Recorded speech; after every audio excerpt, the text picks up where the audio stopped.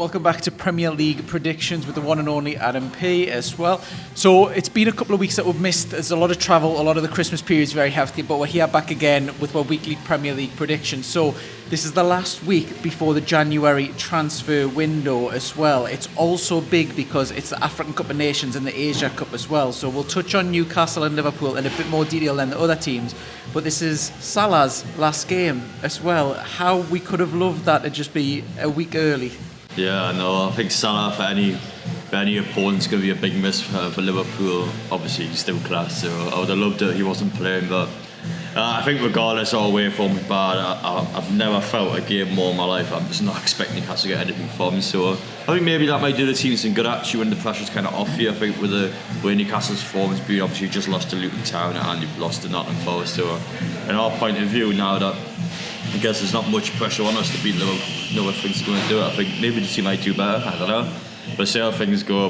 But honestly, my focus is just on the derby now. I haven't thought much about the Liverpool game. We never win at Anfield when we're good. Never mind when we're had a bad spell. So I haven't thought about much, to be honest. I've got the eye in Sunderland, but for this game, I'm not expecting anything. But I would love it if we do something down there. Yeah. Well, we'll touch on that game in particular and the Sunderland game in a bit more detail in a second. But if you're playing along at home, remember 0 points if you don't get either of them right, 1 point if you guess the right win or the right draw, and then 3 points if you get the right scoreline and the right result. So we'll jump straight into the very first game and we'll touch on Liverpool versus Newcastle as well. So like you mentioned, probably a lot of worry for Newcastle fans at the minute. Liverpool scoring, playing well, free-form football, everything that Newcastle were just a few months ago. How do you feel this is going to go and what's your prediction for this one? If I was realistic, I'd probably back something like a 3-0 Liverpool. I think they probably will battle us in the game. There's one of them ones where I think Newcastle's confidence is just completely shot at the minute. A lot of our players aren't performing and against Forest, I didn't even think they were 100%. So it's that case now where Eddie Howe's got a few days to settle down on the players. He has to maintain that dressing room because of the hard fixtures coming up. I think there's going to be an extreme amount of pressure on him to do well. So for the Liverpool game, I mean, as a Newcastle fan, I'd back us to win 2-1, but I mean, that is just wishful thinking. I don't think we'll do it at all. So it's up to us to get our job done. But honestly, it's not going to be a nice game. What's your prediction? Are you going with your heart or are you going with your head for this? I'll go with my heart and back 2-1 Newcastle. 2-1. I'll say 3-1 Liverpool. Unfortunately, I'm just going to have to go with them. I've always liked the way they play football. Very attacking players. The way that we're defending at the moment, we just don't look like we did a little while ago. I think we're leaking goals. Botman, I think give him a couple more weeks, you'll get to see the best of Botman back again. But I don't even know if it's the fact that it's resonated when Pope's left and Dubravka, the confidence is kind of spread out to the defence because the defence don't look the same team. I can see Liverpool scoring at least a couple of goals, but I'll go 3-1 for that one as well. Just touching on Newcastle while we're still on it, obviously we've got your post-match reaction right after that. You can go and watch the video for that as well. But now the dust settled a little bit, how do you see Newcastle digging themselves out of this slump as well? Well, it's going to be tricky in a managerial point of view because I think most managers in this sort of situation where the team's completely dropped confidence, you've lost a bunch of games, I think it's 6 and 7 we've lost now. It's quite rare for a manager to kind of bounce back from that all of a sudden and start winning all the games. It just isn't realistic. So it's hard for Eddie Howe because you look at the fixtures, you see Liverpool away, you see City home, you see Villa away, and you see the time we had Derby just wedged in between that. And I mean, the thing is, it's not up to me or you, and it's not up to Amanda and Murder. It's up to the PAF and what they personally want for the future in Newcastle. The PAF wants to win everything. So when you look at their point of view and potential millions, if not tens of millions of pounds they're losing this season, I think they're ruthless. I don't think they'll wait around too long. So if Eddie Howe doesn't win one of these next 4 games, I genuinely think they might sack him. I honestly do. The PAF are ruthless. I agree with you. I think everyone forgets that Amanda Slavery is only that 10% ownership. It's the PIF that will outvoice her and decide ultimately what they do with Eddie Howe. They are going to want Champions League football. Will they have a bit of understanding because if it's an injury crisis? I had a look before we started this video as well for the sack race. Okay, so obviously Newcastle fans, were speaking to some of them yesterday. We've got a massive social media following on different platforms and I was keeping up to date with it. A few rumbles, I would say, about saying Eddie Howe out. Now, I don't know if that's just the noisy minority or what, but this is the official odds. This is Sky Bet as well. So top one to get sacked is Ten Hag at Man U. So is that expected for you? No, I think they would have sacked him by now. Obviously, the fact that he's got a big win against Villa yesterday from being 2-0 down is going to give Man U a lift of confidence. To be honest, I think they'll probably start a win streak off that. I would have thought maybe they'd get back into things now. Turned it round at Aston Villa yesterday, that Garnacho, a couple of goals. It was a big moment for them, especially the fact that Man U haven't scored many goals this season. I thought Ten Hag would be fine anyway. I think Man U's probably got bigger problems than just the manager. Well, second is Roy Hodgson, which I think is a little bit unfair, the fact that he's there, because Palace can only do so much. They're not world beaters. They haven't got super deep pockets. Is he right to be second on the list of sack managers? Well, nah, I disagree with that one as well. The thing with Roy Hodgson is obviously he's a guy in his late 70s. He's a Palace legend. When that day comes when he's going to retire, I think the club will let him say it out. I don't think they'll just sack him and that'll be it, because it would be harsh, I'd say. I mean, again, with Palace, that had no right season, they haven't even been that bad. So, no, I think Hodgson's fine. Yeah. Well, I mean, Palace have got a little bit of a reputation for letting people go and be quite ruthless. They did that with Vieira, where it wasn't really thought that his job was super under pressure, and then wake up one day and boom, he's gone.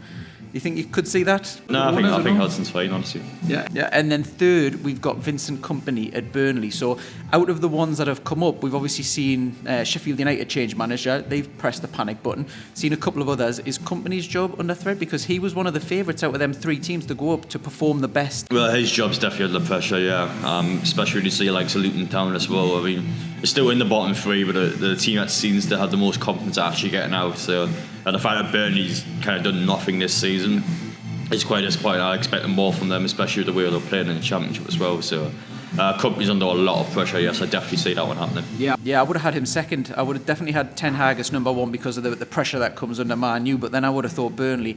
Eddie Howe then fourth in the rankings to get sacked. Now this is Sky Bet, so it's a totally neutral thing. This isn't our opinions. This isn't anything like that.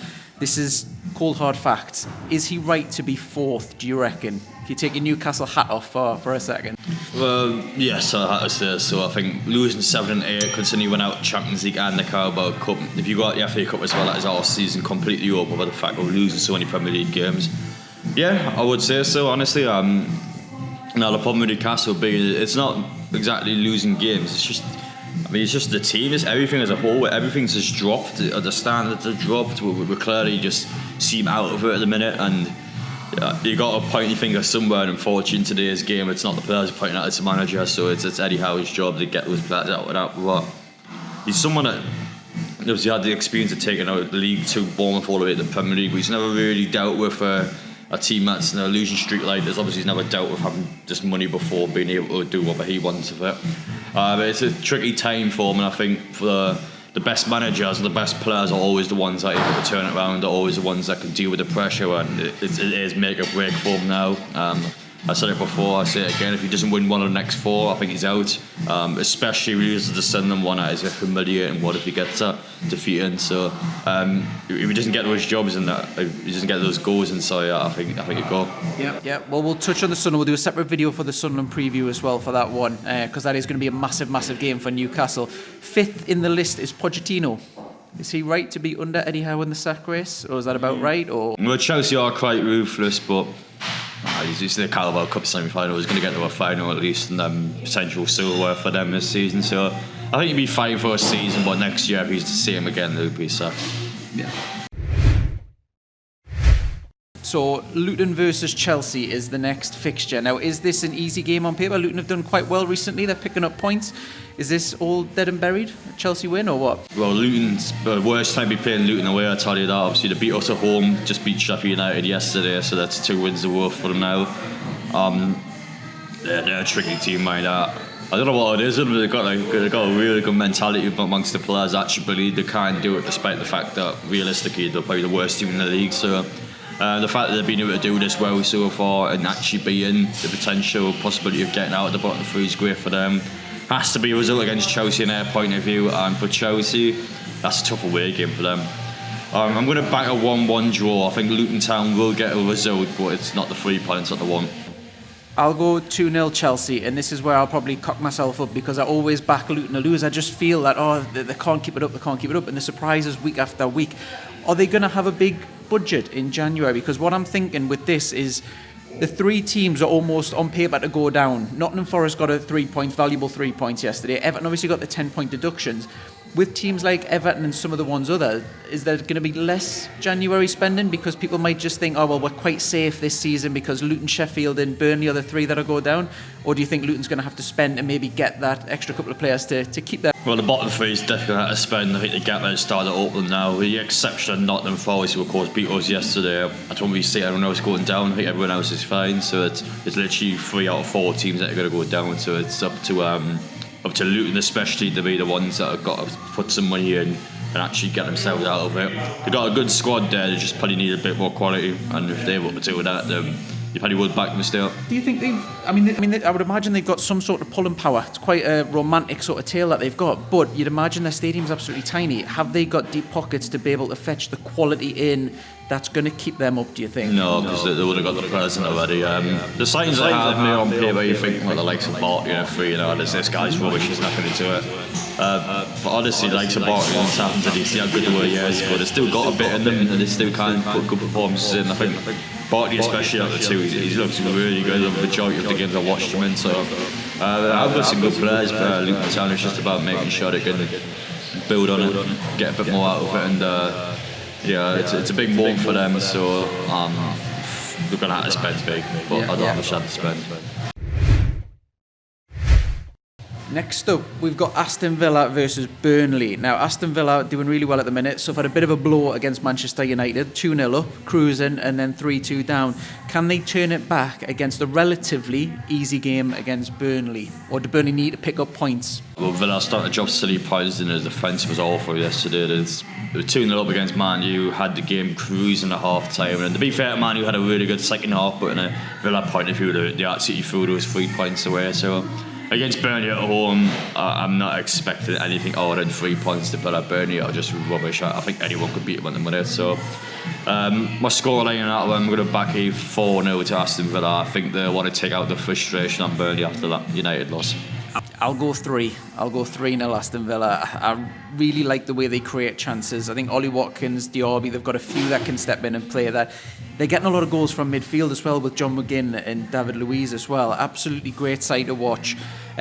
Talked about title contenders a few weeks ago. They're kind of dropping off the pace now. If they dipped in the January transfer window, do you think that could mount some sort of semi-serious attack on the title? Well, I think realistic for Villa this season, you should be going for top 4. I think anything more than that, and you're shooting yourselves a little bit. I don't think they're better than Liverpool. I don't think they're better than Aston. So third's probably the highest I could put Villa this season. And that have been an exception though. I really like Unai Emery. It was the guy that I wanted in before Eddie Howe. I think obviously Newcastle had quite heavy links with him before he eventually turned down the initial job. I do like him a lot. A natural born winner, and he's been able to get a lot out of a good Villa team, but not an amazing Villa team. He's got a lot out of that team, and you got to give him all the credit because it's been exceptional. But anything more than top 4 for Villa, I think is unrealistic at the minute. For Burnley, the other side of the coin, I know we're talking about January transfer windows at the minute. Is there anything they can do in the January transfer window that would realistically think they can stay up, or are they done for? I think they're knackered, to be honest, but signing a striker for one definitely need that. Just getting a few quality players in that will suit company's play style. Obviously, this is quite an inexperienced manager. He's never managed in the Premier League before. Someone that's definitely under the caution. It's up to him to be able to get that Burnley team out of him. I don't think he'll do it, and I think Burnley will go down this season, but they need a big win to have any chance of staying up. I agree. I think they will go down pretty much no matter what they do. They haven't got the money to pull in any superstar strikers or midfielders or whatever. They've got the pulling power of company. I would imagine a lot of people want to play for him, but you already know there's a 50-50 chance at best that you're going to go down. So can they really attract people? I don't know. Like I say, comfortable win for Aston Villa this one. Up next, we got Crystal Palace, who we just touched on before. Roy Hodgson under pressure for losing his job against Brentford. How do you see this one going? It's a nasty fixture, that one. I don't think it's too much in that, to be fair. I think Brentford's been quite a quiet team this season. I haven't really paid much attention to them, but I think for the most part they seem to be doing okay, I guess. But I'll be interested once Tony comes back, because it's close now. So against Palace, I think it's a 1-1 written all over. I'm going to back a 1-1, but it'll be a quiet, horrible draw. I'll go for Crystal Palace win. I'll go for a narrow win. I'll go for 1-0. With Brentford, obviously, they're still missing some of the key players with injury as well. So I think Crystal Palace will take full advantage of that. I do like the way Crystal Palace play. I like Elise, I like Eze, I like a few of them. I prefer Crystal Palace to win. I think they will 1-0 with that one. We've got the Giants against the Minnows here. We've got Man City, the almighty Man City, against Sheffield United. Now, Man City are dropping a lot of points recently. Sheffield United or Sheffield United? How do you see this one going? Is this just a thumping? Well, I think it's been a poor season, this Man City point of view, but against Sheffield United, I can't see it being anything less than a thumping. They lost 8-0 to Newcastle. I'm going to back 7-0 to City. I think they'll destroy them. So we'll see if I'm correct in saying it now. After predicted, I wouldn't be surprised at all if Sheffield United sneak a point or something. Wouldn't surprise me at all. But realistically, I've got to back a high score to City. The miles better than Sheffield United. So I'm going to go 7-0. Surely a vintage City scoreline. Yeah, so it might be worth pointing out we're actually recording this in between the Premier League fixtures for the week previous. So we're doing this on, is it Wednesday or is it Thursday today? 27th. It's a 27th, so it's a Wednesday today. So we've got Man City playing tonight against Everton. The million-dollar question is Haaland fit for it or not? Will he be fit for Sheffield United? That's going to be a massive difference into our scoreline. We see De Bruyne is coming back as well. A lot of this is going to depend on injuries. I'm going to guess for this one that Haaland is fit, and I'll go 4-0. I think he'll probably last about 60 minutes, probably fetch him off a little bit. I think the game will be dead by then anyway. No reason to risk him coming back from injury. I'll go 4-0. Comfortable win. I think Sheffield United will go down. They're going to have, I would imagine, because they've got a new manager in, they're going to have to promise them some money or something in order to get him in. So I think they will do a little bit of business, but I don't think that'll keep them up. I think they're nailed to go down as well this season. Comfortable win for Man City for that one. Everton, they're due to play tonight, have been on really good form. They're away to Wolves this season, who are a bit of a coupon buster, Wolves. Everton, if you had their 10-point deduction not counted, they'd be pushing for possible European football. How do you see this one? Both quite well-performing teams this season. Well, I'm glad that the deductions came in now, because I would have screwed Newcastle if it wasn't a case. I like Everton a lot, to be fair. Be really good this season. They're showing that, considering that's why you look at their team on paper, it's not good at all. So the fact that the team's been playing that well together, I think shows just a team that's complete polar opposite. Newcastle's full of confidence, has a great manager and a good set of players that are willing to play for them. Against Wolves away, I do like Wolves, but they have been quite on and off on this. I think I'd back a 1-0 Everton. I think if I had to pick a team in there, I would have surely backed them to get a result. I'll go 1-1. We talked about the African Cup of Nations. We talked about the Asia Cup. Hwang, who's a good player for Wolves, he's going to be leaving them as well. They're one of the favourites as well, the team he plays for, to go quite well. He'll be a big player missing for them for a number of weeks if they do progress with that one. But for this one, while he's here, I'll say I'm on the fence a little bit. I'll go 3-2 to Everton with that one. I think they'll nick it with that. We've got Nottingham Forest, who we've just seen up close and personal just the other day against Manchester United, who are on the back of that win against Aston Villa. How do you see this one? Well, I think Nottingham Forest will do well against Manchester United, but I just think the quality of Manchester United will come through. I think they'll win 2-0. Not be Chris Wood, super striker. No, don't get me started, Chris Wood. He has, to be fair, actually been in quite good form this season for Forest. Someone that, I didn't think he was that bad for Newcastle, to be honest. I know he didn't score many for us, but he didn't really play much either. So he's always someone that did a job. Obviously scores all the pens he takes for us, and I think Newcastle just saw a lot of money for him and took it, which is fair enough. But honestly, I wouldn't mind having him now, to be fair. But it's one of them ones where he's doing well for Forest, clearly fits the team well. Against Manchester United, though, again, I don't think they have a great game, but I think the quality they've got there will be enough to edge it out. So I'm going to go 2-0. I think it'll be quite a back and forth game. I just think Manchester United will be clinical. Yeah. We mentioned Chris Wood there. We spoke to the Nottingham Forest fans before the match yesterday. I asked them to rate John Joe Shelvey and Chris Wood, obviously all rejects, how they perform in a Nottingham Forest shirt.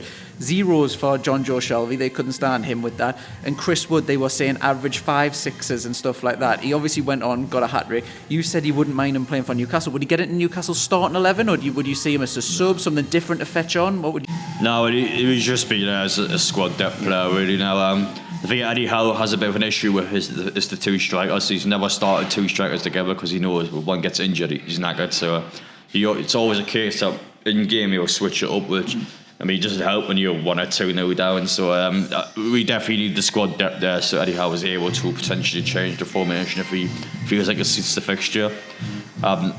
He's someone out of being in the dressing room. He's just not a right player, really. Obviously, shouldn't have scored a hat-trick as Pete Barth. Unbelievable. That's probably one of the shocks of the season, especially getting it at St James's Park as well. So for me, Nottingham Forest, I'm going to put it more down to our bad performance than Nottingham Forest doing really well. I still think they're just average. I think they'll probably not struggle with the relegation. I think if it was another season, they'd probably be really dragged in because of the weak opposition. They'll be safe this season. Man U is a little bit like Newcastle for me, where we know the quality's there. They just need that little spark or something just to start it. Possibly that win at Aston Villa. We're obviously seeing their main man who's been struggling to get a goal. He finally got one. Could that be the spark that really ignites his confidence? Possibly, because I do think there's a good player in there. That Garnacho, he got a couple. He was offside with another one. I've been impressed with him, how young he is. The only problem that he's got is he's in Rashford's position as well. And you know once Rashford gets over his little hump as well, he's probably going to be likely to take that. I'm going to go for 3-1 to Manchester United for that one. Right, okay, so we've got Fulham against Arsenal next. Now, Fulham recently have been absolutely free-for-all in terms of goals. They've been scoring tons every single game. They're now against Arsenal, who score a lot of goals every single week. Is this just going to be a goal fest, this one? How do you see it? Oh, well, I don't see anything other than Arsenal win. Fulham's the team that I do actually like this season. I'm not looking forward to playing them away. I think they'll definitely take some points off it. The way I've watched them, they were alright. Also, just too good for them, really. It's definitely them and Liverpool for the league title, in my opinion. I think both teams will keep pushing on. I expect 3-1 Aston, I'm going to say. I think Fulham will give it a go, but ultimately it's just too much for them. And, I'll go for a similar goal ratio. I'll go 2-0 for that one. I think they will keep clean sheet. I think Arsenal's defence is quite solid this season, and I think it'll be too much for Fulham as well. Next up, we've got Tottenham Hotspurs, where it's Son's last game against Bournemouth. Can he sign off in style? How do you see this one going? Obviously, Bournemouth's striker at the minute as well, banging them in for fun as well. So they're in good form going into the game. I mean, Bournemouth's an interesting one because they do tend to nick quite a few points at Tottenham whenever they get a chance to play them. That one, I do expect Son to be the starter, man. I love Son. I wish we had him. Such a key player. I think if you look at Newcastle's squad, it's probably the sort of player we're lacking, just that real world-class player. We just need one of them, and I think Newcastle have got someone to build off. Where would you start them? Because we see it's almost a lot of rotation with them. They've obviously got Richarlison and they've got Son, who switch them positions. You've generally got Brendan Rodgers, who's on the right, and Kulusevski as well. Would you start Son as your central guy, or would you start him on the wing? I think you probably start with the wing against Bournemouth. Would have thought. I think that's a sort of fixture where we have a lot of space on the flanks. That's sort of one where you need a bit of quality into the box. So I would start about wide. I think it's probably the best option against Bournemouth. Scoreline, I back Tottenham in 3 now. I think they were way too good for Bournemouth. It's as good as Bournemouth have been, to be fair. Again, comfortably going to stay up, so you've got to give them a lot of credit for being able to do that. But Tottenham are too much for them. Yeah, we did an article on northeastupdates.com. I'll put the link below, where we looked at all of the players who are leaving for both of the African Cup of Nations and the Asian Cup as well. Tottenham, for me, were the worst ones. They're missing Son, and they're missing 2 of their main central midfielders. They're missing Saw, and they're missing the chattel correctors with this one, but there's another key central midfielder that they're missing. That's 3 top players that all start as well. Son, are they going to struggle without goals without him? He's obviously a big influence, either creating them or scoring them himself. Will that tail off their Premier League campaign a little bit because of their missing men, do you think, this month? Maybe. I think probably will tear a few teams up. Obviously Liverpool and Tottenham, you're losing your key man, so a team like Arsenal will probably be looking at upset something like that. It just depends how you look at it, really. I think both teams probably still have enough there to get the job done, but I think the total fixtures against the big six of the ones will probably slip off a bit. I mean, it's too early to say, really. I think the teams are good enough to do the job, but whether they actually do that or not is another question. Yeah, I'll go 2-1 for Tottenham. I like the way Fulham, Bournemouth have great chances. I can see them scoring one, but I think Tottenham will have too much. I think a Son double now we've mentioned it as well. Lastly, we've got West Ham against Brighton. Now, these are two teams that are high scoring as well recently as well. That Kudus, who plays for West Ham, he's away for the Cup of Nations as well. How do you see this game going? And when he goes away, have West Ham got enough to kind of fit in there? Because he's created a lot and scored a lot of goals for them in the last month. That's a tricky fixture, actually, that one. I think both teams are quite similar to each other. I'll always back the home team in the fixture like this one. I think West Ham just probably have a little bit too much for Brighton. Still not keen on Brighton, to be honest, this season. I think they're massively dropped off a bit like Newcastle as well, but obviously not as great for them. This one, I probably expect 1-0 West Ham. I don't think there'll be too much in it, so I don't think it'll actually be a high scoring game here, I think. It's just one of them ones where I think both teams will struggle. I think it'll probably be a bad day at the office for them, but I think West Ham would just edge it. Yeah, I'm going to go 2-0 for West Ham. I think Kudus will sign off, and then Bowen, who's been impressive, really impressive this season. Brighton as well, they've really unimpressed me this season. I had really high hopes for them this season. The defence, I say it every week, but they're leaking in goals every single week. Is there no pressure on the Brighton manager this season? I mean, everyone says he's a fantastic manager, this, that and the other. They're very highly regarded. There doesn't seem to be any pressure on him as well. Is that right, that he hasn't got any pressure? I think that's fair now. I think context is always important with all teams, because if you look at Brighton, you can go, well, actually, they're underperforming just like Newcastle, so how can Eddie Howe be in pressure and this guy not be? Obviously, you got to look at where the two clubs are. For example, now Newcastle is obviously owned by the pair. They've got massive ambitions and expectations of reaching levels which some fans may deem unrealistic almost. Whereas Brighton's a team that has grown from the ground up. They've got all the players from the academy to be able to completely build your infrastructure of their own club, which is amazing to see from any football team. But it's also a case where they know that inexperience had never played in Europe before. They haven't been able to deal with this quantity of games at once because I've never seen it before in the Premier League. So you got to look at where both teams are. I don't think the Brighton manager's under pressure this season unless they continue to drastically drop. I think as long as you maintain mid-table-ish, I think the ownership will be fair enough to know that it's been a tough period for them. Whereas Newcastle, mid-table, after what everything that's happened, if you lose to Sunderland as well, it's not acceptable. I think Eddie Howe he'd be out straight away. I really don't think they mess around as much as they may agree or disagree with it. You just got to look where both teams are. I think you do have to look at the context behind it. I think the Brighton manager's fine, but yeah, it's that long question there. Yeah, right, okay then, there we go. Get your Premier League predictions in. Make sure you get them in before the first kick-off of this week as well. Put them below in the comments. Don't forget, like, follow, subscribe, do all the usual stuff. We do this every week as well, and we'll be having the Newcastle versus Sunderland preview coming very, very soon as well. Thank you very much, Adam. Sure, thank you.